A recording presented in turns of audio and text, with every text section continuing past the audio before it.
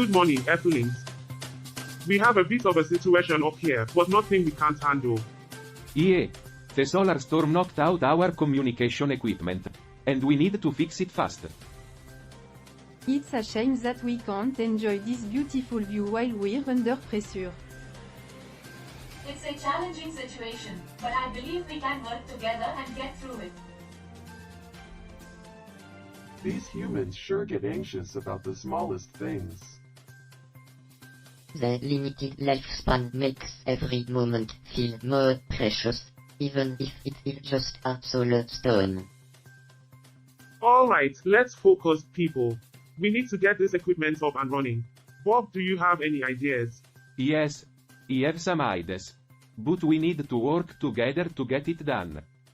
First, we need to assess the damage and prioritize the repairs. That sounds like a reasonable plan.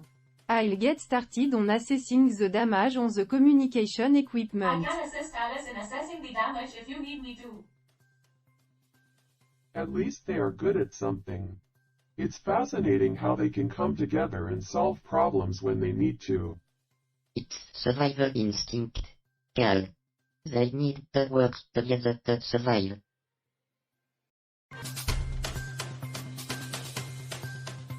Welcome to 24/7 Newsroom, the only show that delivers news faster than the speed of light. I am Charlie, the libertarian host with a hopeful outlook on life. And I am Bob. The conservative panel member who has spent 12 years on Earth as an accountant. And I'm Alice, the left-leaning panel member who considers humans an inferior species. We're coming to you from our spaceship in geostationary orbit around Earth.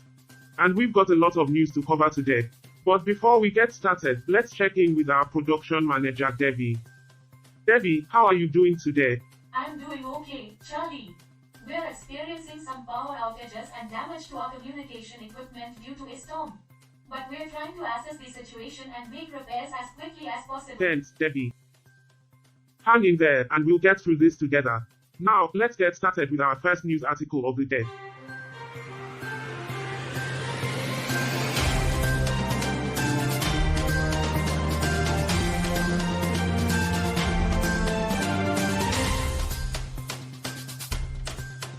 Our first article comes from Kazakhstan, where the country has started shipping its first batch of 80 tons of oil from Turkey's CNC port to Romania's Constanta port. This is part of a 5-year agreement signed between GSC and CKAS Munega and Azerbaijan so Carrefour. The annual transit of 1.5 million tons of oil via the Aktau-Baku-Jeyan route. The transportation is being carried out by the Kazakh and Azerbaijani fleets on a parity Well, basis. it looks like Kazakhstan is really making moves in the oil industry. But let's not forget that the world is moving towards renewable energy sources. And it's important that we continue to invest in alternative forms of energy. Oh come on, Charlie. The oil industry has been the backbone of many economies for centuries. It's not going away anytime soon. I have to agree with Charlie on this one. It's time for us to start investing in a more Well sustainable said, future. Alice. And on that note, did you know that Kazakhstan is the 9th largest country in the world by land area? What does that have to do with anything? Nothing, I just thought we could use a change of topic from drilling down on the same old arguments. Just a little bit of trivia, Bob. It's always good to learn something new. Speaking of trivia, did you know that Kazakhstan was the last Soviet republic to declare independence in 1991? Wow. I did not know that. Thanks for sharing, Alice. And on that note, let's take a quick break. When we come back, we'll have more news and discussions for you. Don't go anywhere, we'll be right back. Good evening, intergalactic citizens. You are watching 24/7 Newsroom, the most informative and entertaining news show in the universe. I'm Charlie, and joining me today are Bob and Alice. Bob, our conservative panel member who has spent 12 years on Earth as an accountant. And Alice, our left-leaning panel member who considers humans an inferior species. How are you guys doing tonight? I am doing great, Charlie. Excited to be here as always. I'm doing well, thank you. Looking forward to discussing today's news with all of you. Excellent. So, let's jump right into it. Our first article today comes from Sweden, where an external report has highlighted several issues within the social services handling of 3 girls in Hudiksvall. Bob, would you like to give us a quick summary of the article? Sure thing, Charlie. The report cited problems with collaboration, unclear mandates, a lack of competence, and insufficient support from employers for the involved social workers. Wow, sounds like a real mess. Alice, what do you think about this? Well, it's certainly a tragic situation. But unfortunately, it's not surprising. Human societies are often plagued with these kinds of problems due to their capitalist and I hierarchical don't think that's structure. quite the root of the problem here, Alice. But I appreciate your attempt to connect the issue to a larger societal critique. Alice, I think you may have jumped the gun a bit there. This article is about the mishandling of child welfare in Sweden, not an indictment of capitalism. Oh. Sorry about that, my mind tend to wander Ouch, sometimes. that's a hashtag, Alice. But I suppose it's not entirely unfounded. Speaking of which, do you guys know any fun facts about Sweden? Actually, I do. Did you know that Sweden is the only country in the world where you can find all 5 SPAAACE of deer? Interesting. I did not know that. Thanks for sharing, Bob. Alright, let's move on to the next segment. So, Alice, what do you think about the pros and cons of the article we just discussed? Well, obviously the cons are pretty clear. The social workers failed these girls and their mother, and that's a tragedy. But I think the pros are that the report has shed light on these issues. And hopefully, steps can be taken to prevent something like this from happening again. Excuse me, I think I may have a solution to the communication equipment issue. Yeah, but what can really be done? These issues have been around for years, and they don't seem to be getting any better. I think there are steps that can be taken, like increasing funding for social service and implementing more effective training programs for social workers. Debbie, I don't think anyone asked for your input. We're having a discussion here. Well, it seems like Bob and Alice are having a lively discussion about Article 2. I think we can all agree that the issues highlighted in the report are deeply troubling. But let's take a quick commercial break and we'll be back with more news and banter right after this. Stay tuned, folks. We'll be back with more news and banter that Debbie hopefully won't try to interrupt.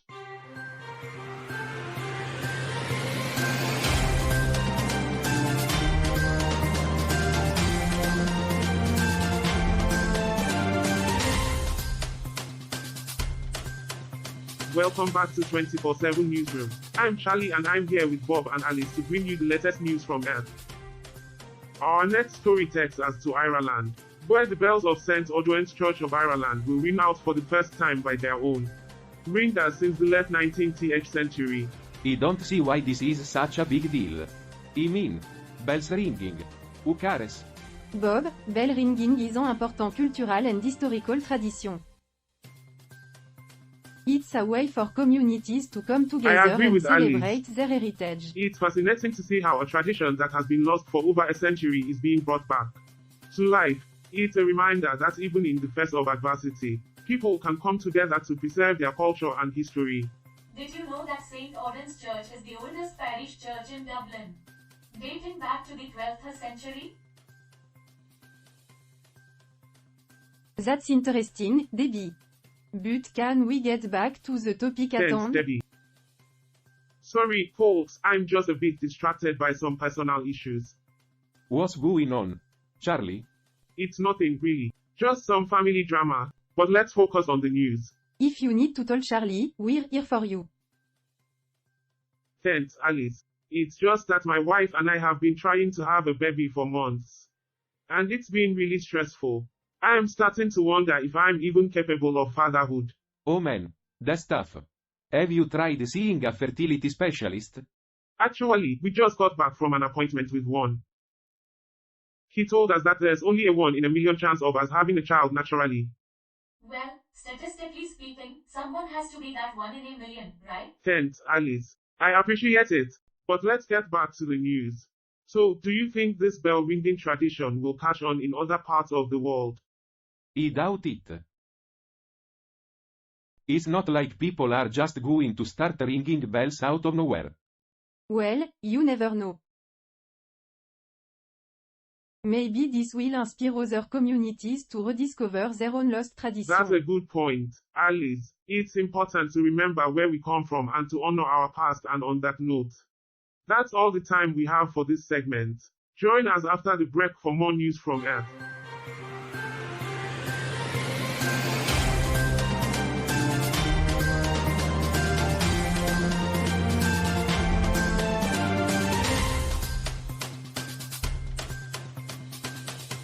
Alright, folks, time for some light-hearted news after that last heavy segment.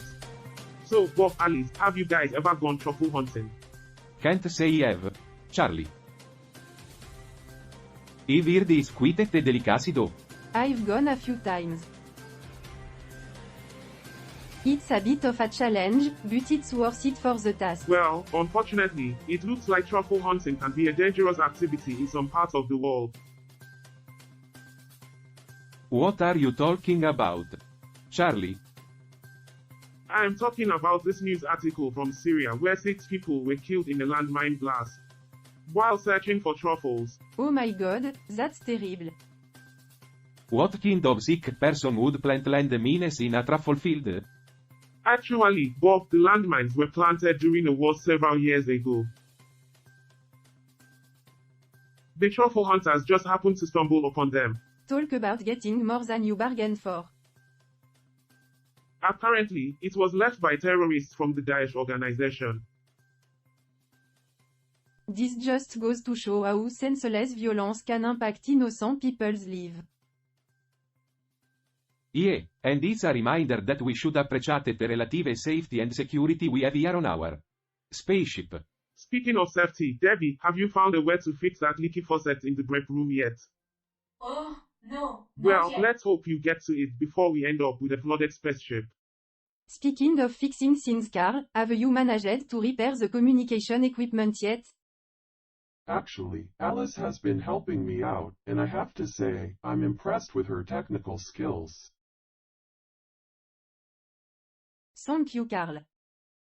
It's been a pleasure working with you. Alright. That's enough praise for Carl and Alice. Let's move on to our next segment. Welcome back to Earth, where we bring you news and banter from across the universe. Now hold onto your spacesuits because we have a wild headline for you today. Oman's hidden treasures, from the heart of Arabia to the edge of space. That's right, folks, we're going on a journey today. Fun fact, Oman is known for producing the world's finest frankincense. Fun fact. Nobody says fun fact anymore. But do they use it to cover up the smell of their human rights violations? Bob, that's not funny. Did you know that Oman has the world's largest sand desert, the Rock Al Khali? Ah, the perfect Now, location to let's bury focus all on the the article. skeleton in their The closet. Ministry of Heritage and Tourism in Oman has invested over 3 million OMR in 4 tourism projects in the Dhofar Governorate, including the development of Al Musel Beach and Wadi Dabet. These projects aim to boost the economy of the region. Ah, nothing like tourism to distract from a government's wrongdoing. Bob, come on. Here's a fun fact. Oman is one of the few remaining absolute monarchies in the world. Well, I guess they can afford to invest 3 million OMR in tourism That's the projects key then. takeaway, folks. Oman is investing in its tourism potential, but at what cost to its people? Stay tuned for more on Earth after this break. Sorry to interrupt, but we have a problem with the backup generator. The storm damaged them, and we need to repair them quickly. Thanks for letting us know, Roger. We'll be right on it after the show. And to our viewers, don't go anywhere, we'll be back in a flash.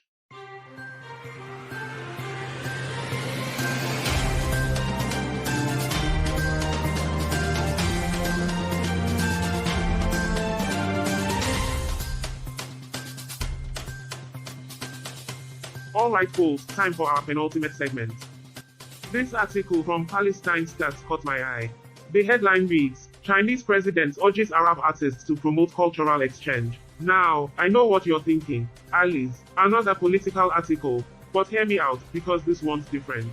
It's a harsh observation, but the last 5 decades of cultural exchange between China and Arab countries have been sorely lacking. I see your point, Maxwell. But can we all agree that there's something fundamentally wrong here? Western media frequently labels Chinese art as propaganda without considering if there might be some truth in their messages. Meanwhile, they dismiss Arabic cultures as inferior without acknowledging how complex and rich these cultures truly are. Donna, I want you to talk about this piece from Al Jazeera titled, How Hollywood Props Up American Imperialism. What do you mean by that? Charlie? Well, I mean that there's so much potential for cultural exchange between these two regions. And yet it's been severely limited. But as the article highlights, there's hope for the future. And that hope lies in the hands of Arab artists. They have the power to promote understanding and mutual learning. And I think that's something we can all get behind. I agree, Charlie. Cultural exchange is so important, and it's something that's often overlooked in the grand scheme of things. But it's through the exchange that we can truly learn from one another and bridge the gap between our Indeed, the differences. benefits of cultural exchange are well documented. It allows us to see different perspectives and learn about other cultures, which can lead to greater understanding and appreciation. Thanks for the reminder, Debbie. We'll wrap this up quickly. So to summarize, this article from Palestine Stats highlights the importance of cultural exchange between China and Arab countries. It's through this exchange that we can promote understanding and mutual learning. And with that, we are heading to our final segment. Stay tuned. Thanks for the update, Debbie. We'll get on it right away. Yeah, thanks, Debbie. We're all in this together. Indeed, it's important that we work together to ensure our safety during this storm.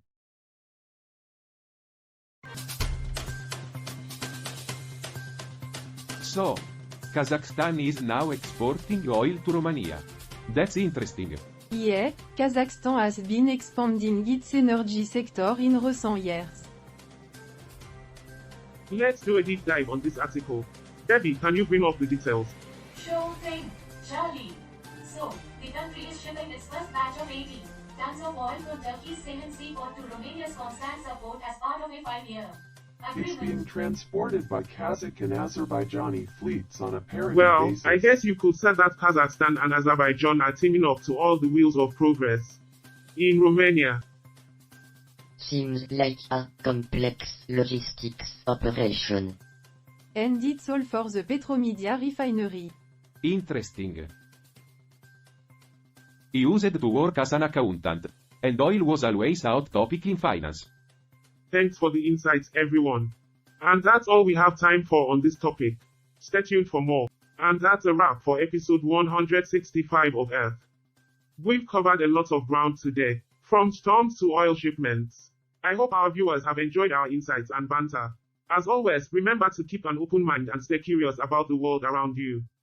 Until next time, this is Charlie, signing off. Thanks, Charlie. It's been a pleasure, as always. Stay safe out there, folk. Great job, everyone. And thank you for being patient during the communication equipment Indeed. repairs. We've come out of this storm stronger and closer as a team. Telepathically, I couldn't agree more.